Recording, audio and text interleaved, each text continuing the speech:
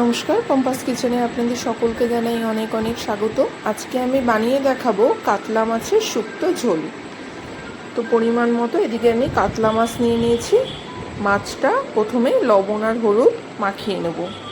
কড়াইটা কিন্তু আমি বসিয়ে দিয়েছি। কড়াইটা গরম হয়ে গেলে তেলটাও এদিকে গরম হচ্ছে, আর এদিকে মাছটাকে নুন হলুদ ভালো করে মাখিয়ে নেব।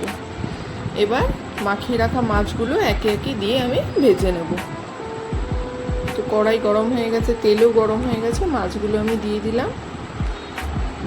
আর এদিকে আমি উপকরণে নিয়ে নিয়েছি সজনে ডাঁটা, কাঁচকলা আর আলু। গরমকালে কিন্তু এরকম নানান ধরনের সবজি দিয়ে মাছের ঝোল খেতে খুব ভালো লাগে। মশলার জন্য নিয়ে নিয়েছি পরিমাণ মতো আদা, কাঁচা লঙ্কা আর নিয়েছি টমেটো। মিক্সিতে আমি এই সমস্ত কিছু পেস্ট করে নেব। তো কাঁচা লঙ্কা, আদা, টমেটোটা আমি দিয়ে সুন্দর একটা পেস্ট করে নেব। আর এদিকে মাছটাকে আমি উল্টে পাল্টে কিন্তু সুন্দর করে লাল করে ভেজে নেব। আপনারা কিন্তু কাতলা মাছের বদলে রুই মাছ দিয়েও এই রান্নাটা করতে পারেন, স্বাদ কিন্তু একই থাকবে। মাছটা সুন্দর করে লাল করে ভাজা হয়ে গেছে, তুলে নেব।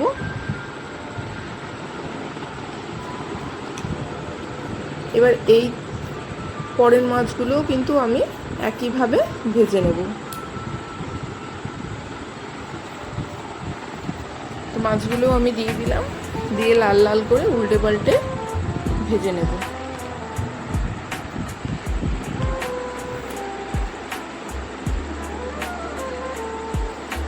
কাতলা মাছ তো অনেকভাবেই খেয়েছেন আপনারা, একবার গরমের দিনে এরকম একবার বানিয়ে দেখবেন, আশা করছি খুব ভালো লাগবে। মাছগুলো সমস্ত ভাজা হয়ে গেছে, ফোড়নে দিয়ে দিলাম আমি কালো জিরে।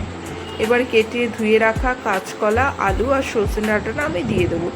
কাঁচকলাটা কিন্তু আমি কেটে ধুয়ে একটু হলুদ জলে ভিজিয়ে রেখেছিলাম, তাহলে কি হয় কাঁচকলাটা কিন্তু কালো হয়ে যায় না। এবার কাঁচকলা, আলু, সজনে ডাঁটাটা হালকা করে আমি একটু ভেজে নেব। একটু ভেজে নেওয়ার পরে পেস্ট করে রাখা সমস্ত মশলাটা দিয়ে দেবো, মানে কাঁচা লঙ্কা, আদা আর টমেটো বাটাটা দিয়ে এবার ভালো করে মিক্স করে নেওয়ার পালা। ভালো করে মিক্স করে আমি একটু কষিয়ে নেব। একটু কষিয়ে নেওয়ার পরে তারপর দিয়ে দেবো পরিমাণ মতো হলুদ গুঁড়ো, দিয়ে দেবো লঙ্কার গুঁড়ো, দেব অল্প করে জিরে গুঁড়ো। আপনারা চাইলে ধনে গুঁড়োটাও অ্যাড করতে পারেন। এবার আমি দিয়ে দেবো পরিমাণ মতো লবণ, দিয়ে ভালো করে সমস্ত কিছু ভালো করে মিশিয়ে আমি কষিয়ে নেব।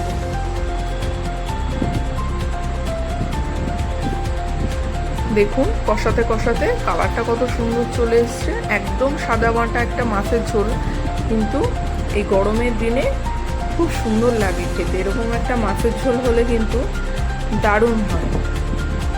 তো মশলার সাথে আমার সমস্ত সবজি কষানো হয়ে গেছে। এবার মিক্সি ধোয়া অল্প একটু জল দিয়ে দেবো, দিয়েও আমি ভালো করে মিক্স করে দেবো।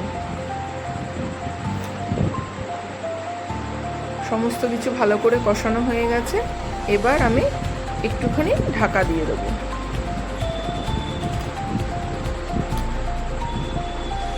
ঢাকা দিয়ে দিলাম। এবার 2 মিনিট পরে ঢাকাটা খুলে এবার ঝোলের জন্য পরিমাণ মতো আমি জল দিয়ে দেবো।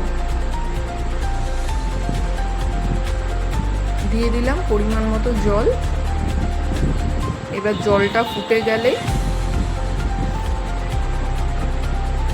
যখন দেখবো আলু, ডাঁটা, কাঁচকলা সমস্ত কিছু ভালো করে সেদ্ধ হয়ে গেছে, তারপরে ভেজে রাখা মাছগুলো কিন্তু আমি দিয়ে দেবো।